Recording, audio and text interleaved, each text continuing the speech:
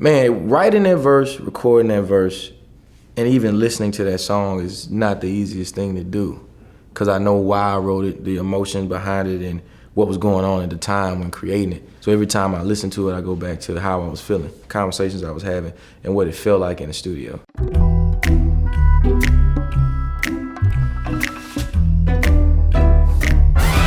First off, shout out to Kenneth Whalum, because I had a long conversation with him right after Mr. Sterling got killed. And it was one of those situations where I wasn't really inspired musically. And I was like, man, am I really helping people with the music? Because every time you do try to do something tragic happens. And then it's like, we go right back into that, trying to figure it out, or what do we need to say? And so I had a long conversation with him. He's like, man, let's just do a song. And, you know, kind of really asking me how I was feeling and whatever. And Kenneth's an amazing musician and artist. He provided the music for it. And just coming up with concepts, and it was like, well, how about might not be okay? You know, the idea of, and I think a lot of us are starting to ask ourselves, what can we do? How do we change this?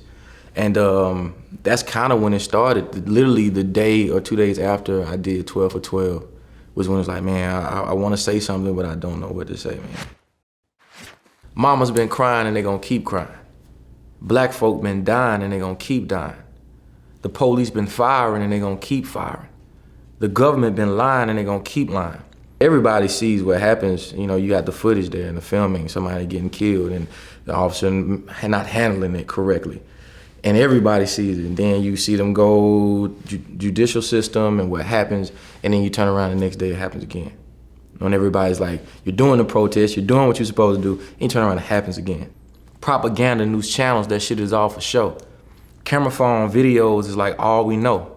And the idea of police officers shooting people that were unarmed or just trying to go home, it's been happening long before we had cameras to film it, you know, the police brutality. So obviously, even with cameras, it's not gonna stop. When you watch a news channel and you're looking for facts and the understanding of what you're watching the video as they're literally commentating the video, and they're totally not acknowledging what you're watching. Diluting what an eyewitness might really say, because the whole world saw a murder yesterday.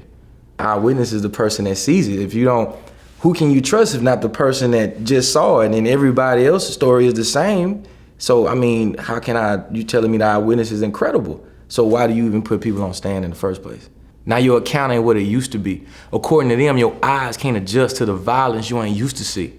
One specific moment was with Mike Brown, and you were sitting there and the analyst says most eyewitnesses aren't credible. And I was like, well, eyewitnesses is what you need. That's the people you put on the stand. They saw it firsthand, and then most of the eyewitnesses, all the stories were the same. So it's like, how can you say an eyewitness is incredible? Police brutality is all in your mind, and the tactics that they use only look worse and rewind. People die every day, you should get used to it. Hands behind your back, face down, they still say you shooting. Can't breathe, knee where your neck be like why you moving. Kids in your car headed home like what you doing.